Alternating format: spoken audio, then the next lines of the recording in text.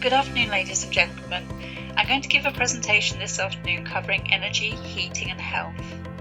My name is Lara Blake. I've worked on energy policy for about the past decade. I've covered issues on energy consumer rights, so that's looking at fairer energy prices for consumers and also energy efficiency measures around the home.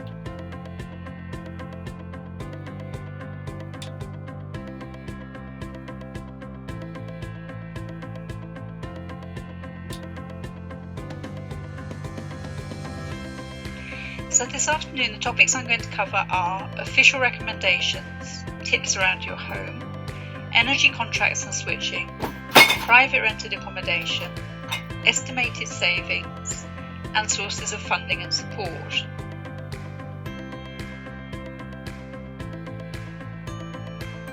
I'm going to start with the Cold Weather Plan for England 2018, which was produced by Public Health England and NHS England. And this covers, importantly, the optimal temperature for your home. So it recommends that you heat your home to at least 18 degrees centigrade in the winter if you're aged 65 or above and or have a pre-existing medical condition. Less than 18 degrees puts you at respiratory risk from the likes of asthma, pneumonia and chronic obstructive pulmonary disease. However, if you're aged 64 years or less and you're healthy, 18 degrees is the ideal temperature, but slightly lower than that is okay if you're dressed appropriately. And finally, 18 degrees is also the ideal nighttime temperature for your bedroom. 18 degrees is a good temperature because our rooms need to be slightly cooler at night to help us sleep. Now, if you're worried about heating your room adequately or about health risks to your health, please speak to your key worker or doctor and they can recommend what steps you can take. And it's also a good idea to check your entitlements and benefits. If you have access to the internet and can do it on your own, then great, but if not, seek out the help of somebody from the family or friends. And as we head into winter, especially as the pandemic is ongoing, you need to look out for your family, your friends and your neighbours, especially children and the elderly.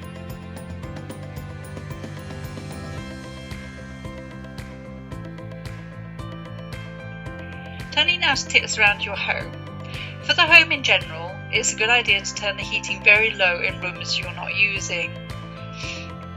Don't switch off the heating completely, you might end up with frozen pipes and you don't want that.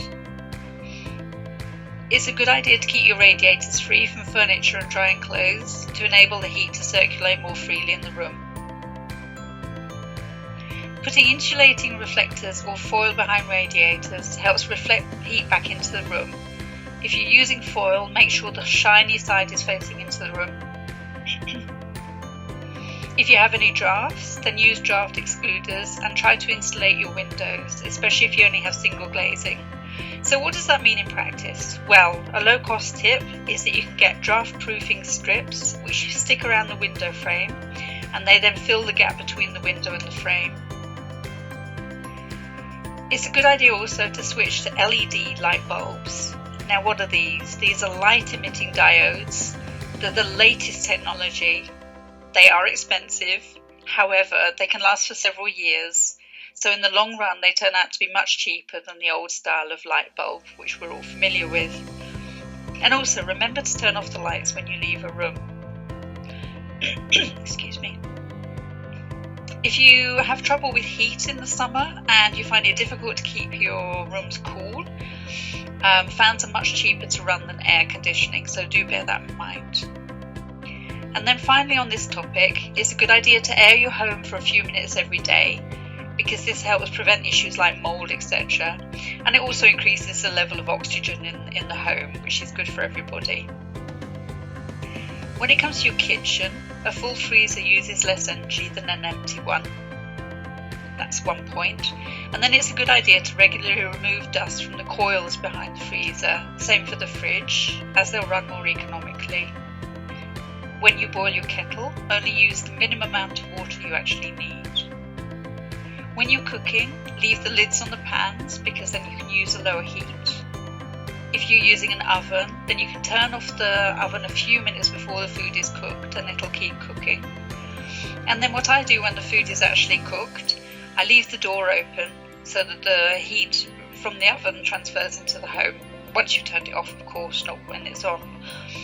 So I'm a big fan of all these cooking programs that we have on television, but they don't really give us tips for how we can prepare food economically. So for example, when I'm cooking vegetables, I stick them all in one saucepan, and I try to use a microwave instead of an oven wherever possible.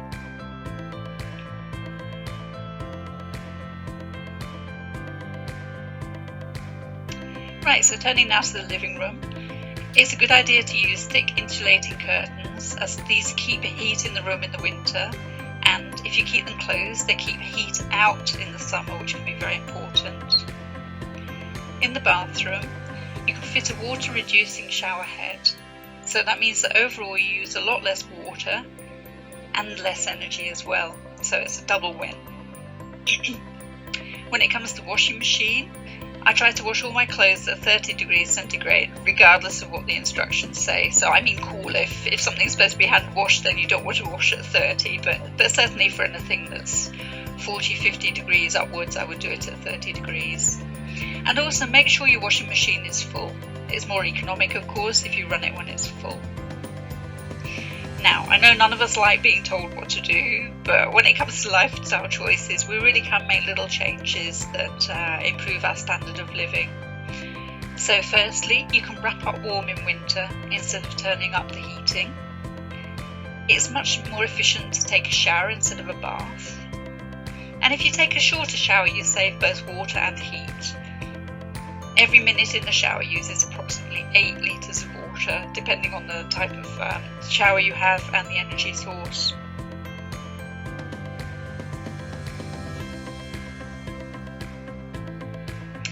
Right, so for any of you living in private rented accommodation, this could be relevant. Landlords letting out property in the UK must now comply with Energy Performance Label E or above. And what does that mean? Well, if you see here, this little diagram, you'll see you've got the letters, A to G. So A is the best performing home you can have, and G is the worst performing. So if you're living in a G rated property, that means it's going to be much more expensive for you to heat it. So E is better than G, obviously, but the only thing with this is that it's for new rentals only. So basically, if you're moving into a new property, any landlord is now required to give you the energy performance certificate, and indeed, as I mentioned, the label must be E or above. So what I think is a good idea, let's say you've lived in your property for a number of years and your landlord hasn't made any improvements at all. It's a good idea to contact them and explain about the energy performance certificate and see if they're actually prepared to do anything to improve the home. It's in their interest as well as yours, because they'll have a better quality property at the end of the day, and there's lots of grants available for them. Right, so then I'm going to turn to government guidance, which is the Tenants' Energy Efficiency Improvement Provisions.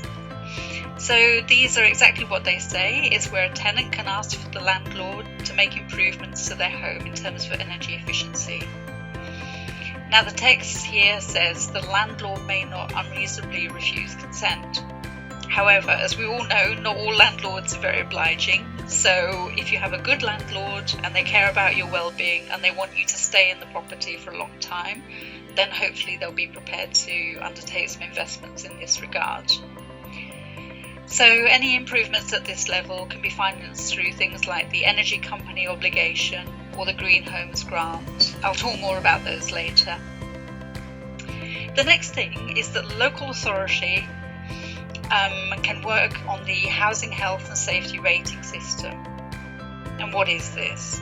Well, basically, if you have health issues because of the standard of your home, so let's say you've got mould or damp on the walls and your landlord isn't prepared to do anything, but you know that it's impacting your health, you can contact your local authority and they should take action on your behalf. However, this is also dependent on a good relationship with your landlord. So it's really important that you either build that relationship or perhaps even find somebody to mediate if you think this could be an issue. And of course we don't want anybody being evicted.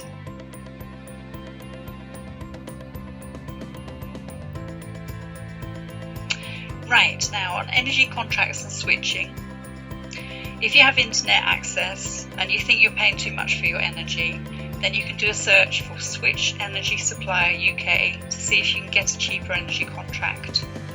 If you don't have access to the internet, perhaps there's somebody in the family or a friend who can help, or if you're allowed to, go to your local library and try and get some help there. But if you really want to do this properly, you'll need your latest bill so you can check your levels of consumption. I'm just going to have a drink, excuse me a second.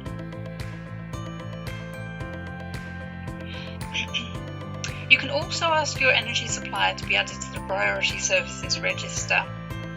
So this can give you support, for example, if you're having difficulty reading your bills, let's say you have visual impairments, or if you're unable to top up your prepayment meter because let's say you're poorly and you can't leave your home to actually go and top it up. Or if you need 24/7 energy supply, let's say you have a serious health condition and if there's a power cut, this could really put your health at risk. And your supplier needs to know about that and make provisions for you to make sure you're okay. So going back to the landlord, if you live in rented accommodation and your landlord manages your energy contract, you can ask them to give you the latest bill so you can check how much you're paying and indeed whether you're actually on the most competitive contract out there. What we know unfortunately is that because a lot of landlords do manage the energy contract, tenants really are not on the best deals available, so it's really worth having that conversation with your landlord, and hopefully they'll be flexible enough to let you switch if it's in your interests. And then finally, looking at prepayment meters, well, we know that they're easy to manage if you're on a tight budget because you can very closely control what you spend. However, historically the tariffs for prepayment meters have been very high than the most competitive tariffs on the market. So I know there are plans to change this in the near future. I don't have all the information unfortunately, but if you do have a question on that, do please let me know.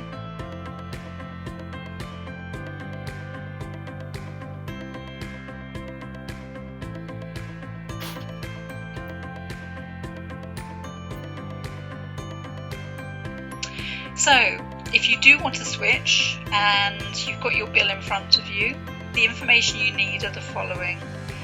You need the name of your current supplier, the name of the current tariff, and you also need to know what your annual consumption is, be that electricity or gas. But there is a proviso. Some suppliers charge you an exit fee. Now, this is a fee that your supplier may charge you if you end your contract before it's officially come to an end. So again, it's a good idea to spend a bit of time looking at the bill to see if there's an exit fee. Excuse me. And again, it's worthwhile speaking to friends or family to help you with that process, or if you have somebody you can trust that can help you with that, then I think that really makes sense.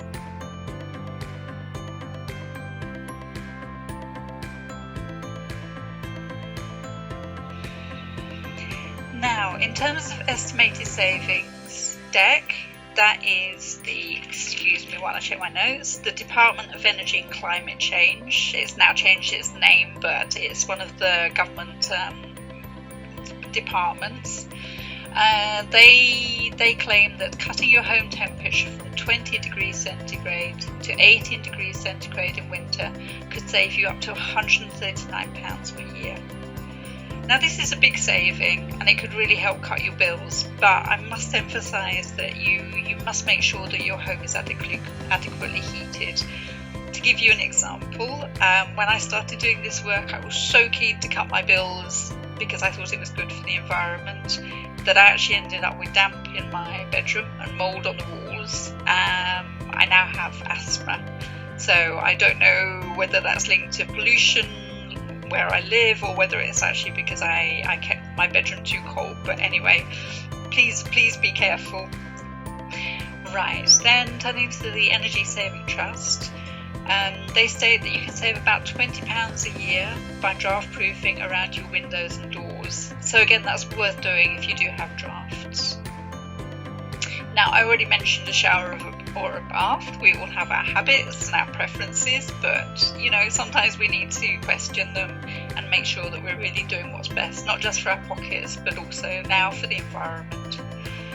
So let's say a typical bath may cost you about 30p, whereas a 3-minute shower might cost you about 10p. Again, this depends on whether you're using electricity or gas, etc.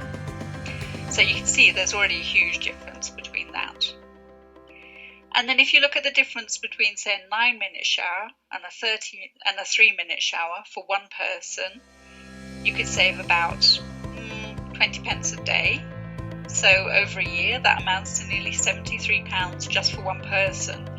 So imagine if you're a family with several children, that's a pretty big saving and certainly worth considering. I have one friend who likes to take 30-minute showers, and anyway, I always found that a bit excessive.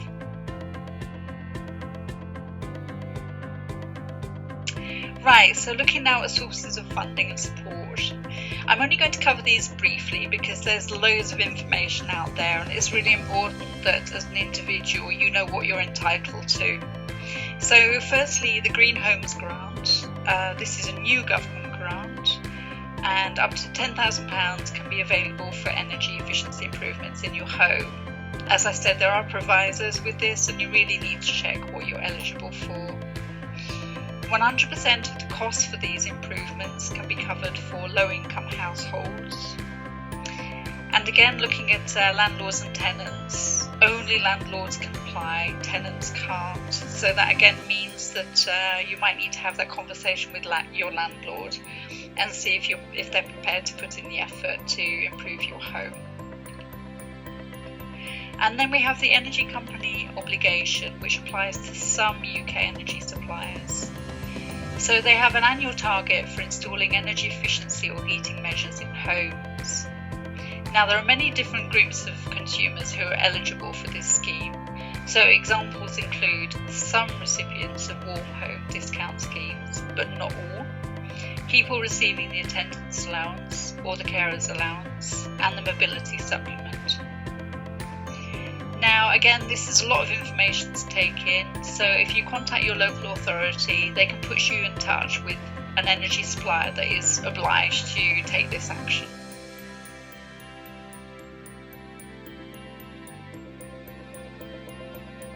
Right, so thank you very much for listening this afternoon. I hope you found it interesting. I'd be really grateful if you can share anything you found useful today with your family and friends.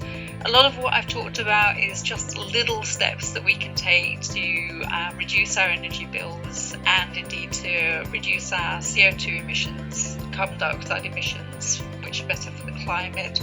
But if we all pull together, if we help one another through this process, then we can really achieve a lot. So if you can work with anyone living near you on implementing any of these measures, that would be great. And finally, I'm sure that some questions will have come to you, but probably not till after the presentation. So please let the Parish Council know and they can contact me, and I'll be glad to get in touch with you directly. So thank you again, and wishing you all the best. Bye.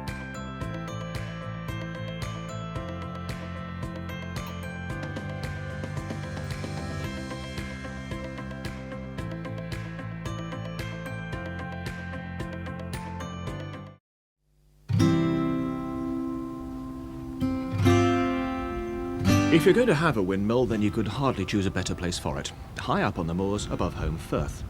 The thing stands 80 feet high, and its rotor blades are 60 feet across. Spectacular it may be, but it's no mere ornament. It is in fact responsible for the nation's only wind-powered yoghurt.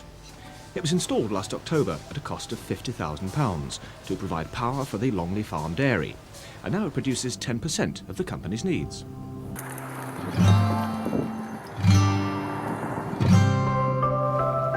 "30 years ago this year, we were in this field putting anemometers up to see whether it was feasible to run a wind power generator. It was the first commercial wind power turbine in the country.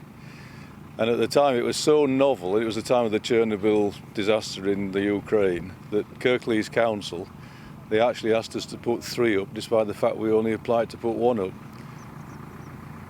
At the time I was very conscious about what would it look like. It was new, different, nobody done it before, so I went with just 1 rather than the 3. 30 years later, it's obsolete, worn out, it's time to move on. There's a new generation of turbines out there, and this one's coming down and the new one's going up. It's effectively a joint venture between Longley Farm and Hott, that's Home Firth Transition Town. And it's really exploring new ways of doing business, because what you've got here is you've got a commercial turbine going up. It's going to generate electricity that's going to go into the dairy, but at the same time it's going to put money into community activities. I personally didn't think it was fair just to ask people to invest in something because it's a good cause. There has to be some financial benefit to an investor, so the rate of interest to the investors is higher, certainly, than you get in the building society or pretty well any other investment that you can think of. You think about the investors, you think about the community. There has to be something going into the community, and over the lifetime of this project we're forecasting at least £1 million will go into community activities. And then you have to think about Longley Farm itself. Why would you do it? There has to be some sort of commercial advantage in actually putting a windmill up in the first place. So it has to work for the dairy, it has to work for the people, it has to work for the community activities. Technology moves on and these things are a lot more efficient than they used to be. And these are all arguments for why you wouldn't just refurbish what you had before. That you could refurbish a Ford Model T, or you can put a Ferrari up. Well, hopefully we're putting a Ferrari up. And hopefully it don't break down.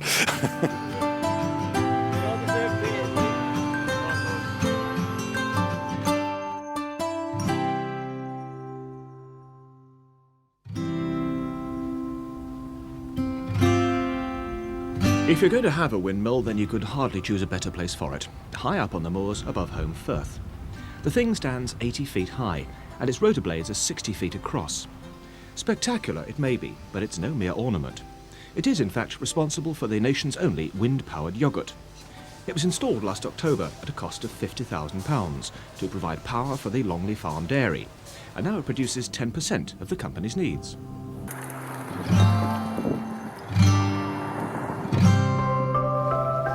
"30 years ago this year, we were in this field putting anemometers up to see whether it was feasible to run a wind power generator. It was the first commercial wind power turbine in the country, and at the time it was so novel, it was the time of the Chernobyl disaster in the Ukraine, that Kirklees Council, they actually asked us to put 3 up, despite the fact we only applied to put 1 up. At the time I was very conscious about what would it look like. It was new, different, nobody done it before, so I went with just 1 rather than the 3. 30 years later, it's obsolete, worn out, it's time to move on. There's a new generation of turbines out there, and this one's coming down and the new one's going up. It's effectively a joint venture between Longley Farm and Hott, that's Home Firth Transition Town.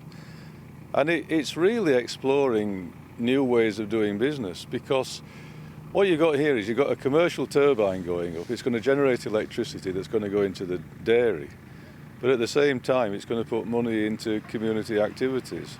I personally didn't think it was fair just to ask people to invest in something because it's a good cause. There has to be some financial benefit to an investor, so the rate of interest to the investors is higher, certainly, than you get in the building society or pretty well any other investment that you can think of. You think about the investors, you think about the community. There has to be something going into the community, and then you have to think about Longley Farm itself. Why would you do it? There has to be some sort of commercial advantage in actually putting a windmill up in the first place. So it has to work for the dairy, it has to work for the people, it has to work for the community activities. Technology moves on and these things are a lot more efficient than they used to be. And these are all arguments for why you wouldn't just refurbish what you had before. That you could refurbish a Ford Model T, or you can put a Ferrari up. Well, hopefully we're putting a Ferrari up, and hopefully it don't break down.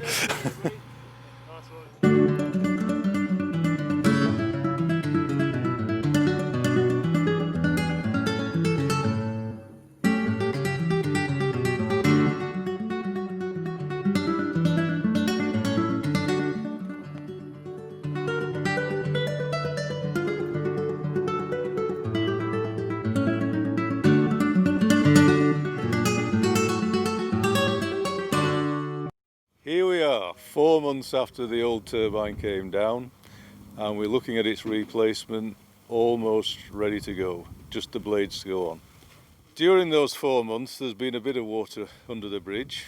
The original turbine supplier ran into a few difficulties and we had to make some changes midstream. So the machine that we're putting up isn't the one originally designed, but a tried and tested model nonetheless.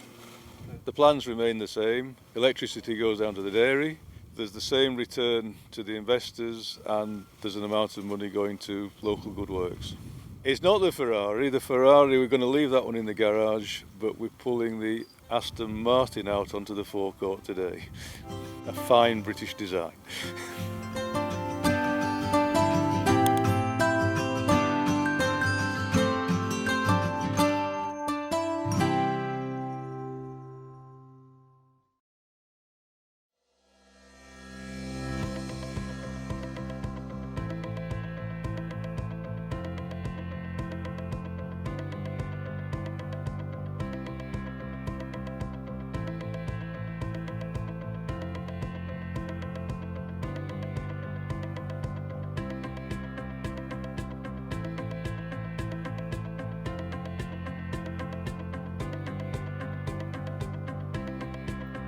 What is the BGCT?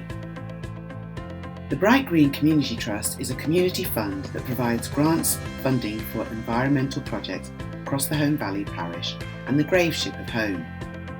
It is administered by one community, the Community Foundation for Kirklees, with help from a small panel of local people, including representatives from Hott and Longley Farm.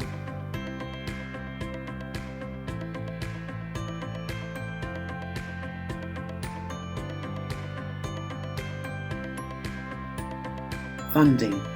The money for the fund is generated from the wind turbine at Longley Farm, run by Hott Wind at Longley Limited, a project that came about through partnership between Home Firth Transition Town, known as Hott, and Longley Farm. It is estimated that the project will generate about £1 million for local community projects over the 20-year life of the turbine.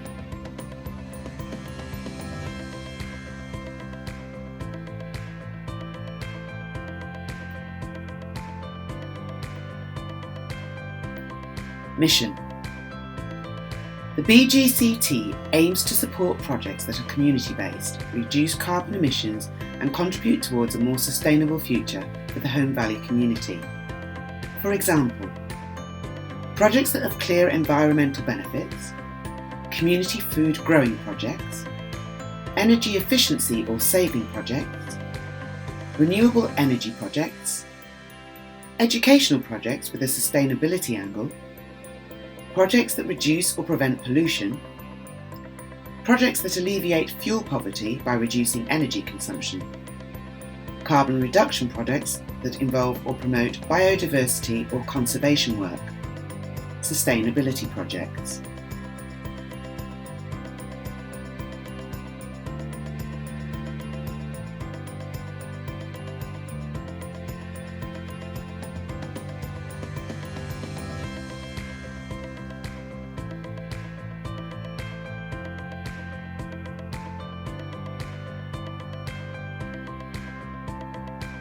Grants to date. Over £55,000 in grants has been given out so far. 19 local groups have been supported. Projects supported by the BGCT between 2017 and 2019 include recycling, transport, conservation, education, community growing, and energy efficiency.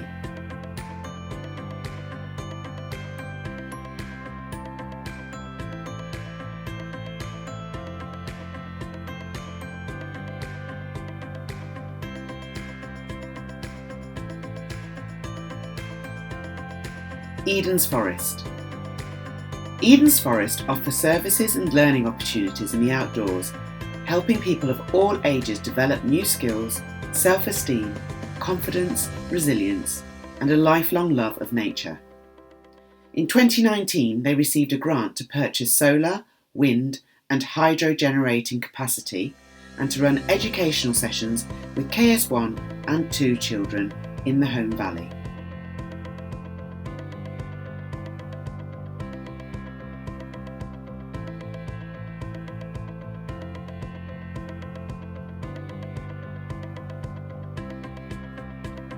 River Home Connections. River Home Connections are passionate about making the river home a better place for people and wildlife. With the help of dedicated volunteers, they work to improve biodiversity, tackle invasive, non-native species, clean up green spaces, educate people about the importance of river ecosystems, and improve recreational opportunities for the whole community. In 2019, they received a grant to purchase and plant 2,100 native trees and hedges, capturing approximately 420 tonnes of CO2.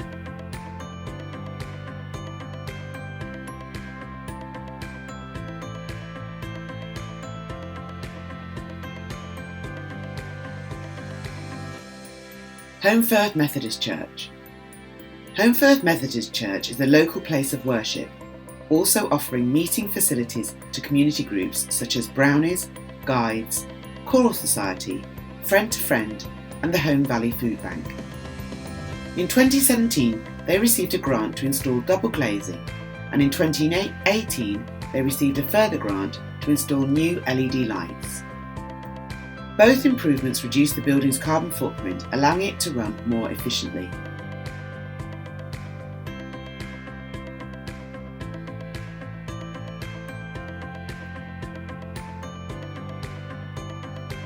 Fair and Funky.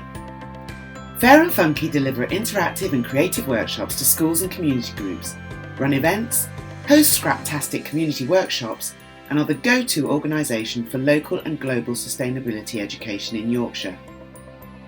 In 2017, they received a grant to help pilot an upcycling sustainability project for young people, and in 2018 to deliver the workshops in schools using a smoothie bike to connect sustainability issues and kickstart conversations on waste and where our food comes from.